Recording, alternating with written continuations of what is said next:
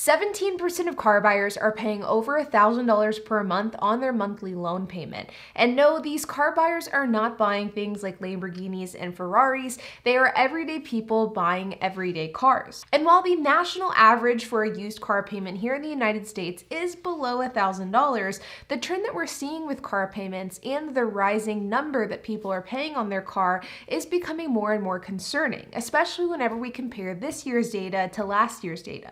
You can see the average car loan data here, with the average term ranging from 68.8 months to 70.4 months between used and new cars over the last year. The average new loan APR has increased by 2.6%, and the monthly payment has increased from $658 to $730.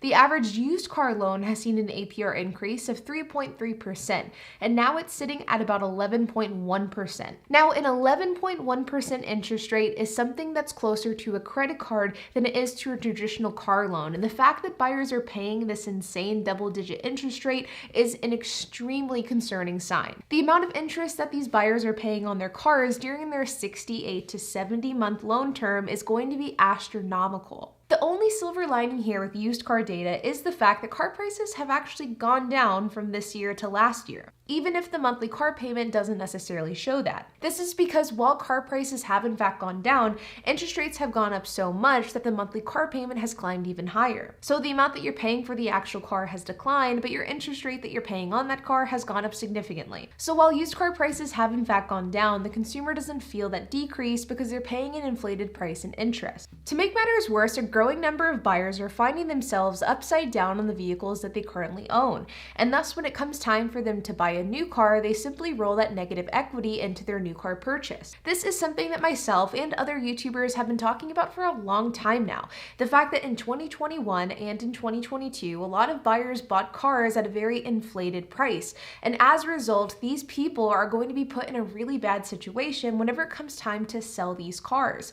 And while I know 2021 and 2022 feels like it was just yesterday, there are a lot of buyers who purchased cars during this period of time that are now looking to get rid of those same cars. And whenever it comes to selling a car that you paid an inflated price for just a year or two earlier, it can be extremely difficult because chances are you are probably underwater on that car loan, thus putting yourself into a negative equity situation. This is one of the many costs of buying a car at an inflated price, especially if you don't plan on keeping that car forever. In fact, just this past February in 2023, 44.2% of new vehicles purchased had a trade-in, and 18% of those buyers rolled negative equity into that new car purchase. And if you're somebody who may not be familiar with how negative equity plays its role in the car buying process, here's what rolling negative equity into your car loan really means. Let's say, for example, that you have a car that you owe $20,000 on. You take it to a dealership, you tell them that you want to trade that car in for a different car purchase, but the dealership tells you that they're only going to pay you $10,000 for that car because that's all it's really worth. The problem here is that the dealership's only willing to pay you $10,000, but you owe $20,000 on this vehicle. So once the dealership pays you out that $10,000, there will be a $10,000 difference that somebody has to cover. This is where some people opt into rolling that negative equity into their new car loan. And so in this situation, if this buyer was to want to buy a $35,000 car, instead of getting a $35,000 loan on that $35,000 car, they would instead get a $45,000 loan on this $35,000 car. This means that this new loan not only covers the new car, but it also covers the money that they still owed on their old car. This is how rolling negative equity into a car loan can apply to the current car market. And it seems as though more and more people are beginning to do this. This is a terrible idea in every single situation, but especially whenever interest rates are high. You should at all costs avoid rolling negative equity into a car loan. And if you do plan on doing this, you should make plans to pay off that debt extremely fast, like as fast as you possibly can. Because rolling negative equity into a car loan, especially a loan that's extremely costly to pay off, can result in a deep financial hole that's extremely difficult to get out of. And the thing that makes this type of scenario even worse is that there are a lot of people that get into the toxic habit of rolling negative equity into a new loan over and over and over again. They create this vicious cycle where they're constantly rolling negative equity into the next loan, and this becomes an extremely bad financial situation that can be impossible to get out of. Now, what does all of this mean for the average American and the average car buyer? Well, it's not good. According to basic financial fundamentals, you shouldn't spend more than 10 to 15% of your post-tax income on your monthly car payment. And for the sake of example, we're going to use the 15% number. If someone has a $1,000 per month car payment, they should be making $6,750 take-home pay per month. This equates to $81,000 per year take-home. This means their pre-tax income has to be around $100,000, if not more. The average monthly payment as of today is $730 per month for new cars. Using the same principle, if someone was paying $730 per month on a car, they should be taking home no less than $5,000 per month in post-tax income. This is about $60,000 per year. The average post-tax income in the United States is $4,318, which is $51,816 per year. The average American cannot afford the average monthly car payment. And to make matters worse, it doesn't look as though new car prices are going to be going down anytime soon. An executive from BMW recently said in an interview that they expect for new car prices to exceed $50,000 on average very soon. And just last month, General Motors announced that they were going to be shutting down their Fort Wayne truck plant for 2 weeks in order to maintain optimal inventory levels. And the shutdown is taking place as we speak. This isn't good news. And this is something that I've been predicting since last year. Because as we were heading out of the car market bubble in 2022, multiple automotive executives, they have all said that they will not be bringing back inventory levels to pre-pandemic levels. With smaller dealership footprints, more direct-to-consumer and online ordering, smaller on-hand inventories, inventory levels are just not going to go back to where they were. And as a result, if you're somebody who wants a car today, or if you want a specific type of new car, you're going to have to pay a premium for that.